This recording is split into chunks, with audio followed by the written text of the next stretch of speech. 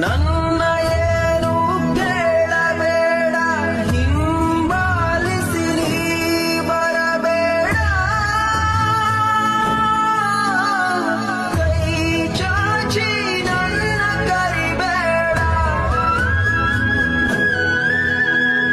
ಎಲ್ಲೇ ಇದ್ದರೂ ನನ್ನಲ್ಲೇ ನೀನಾಗುತ್ತಾ ಸುಖವಾಗಿರು. ಅನುಕ್ಷಣವೂ ಖುಷಿಯಾಗಿರು. ಕಾಪಾಡಲಿಯ ದೇವರು ನನ್ನ ಎದೆಯ ಗೋಡೆ ಮೇಲೆ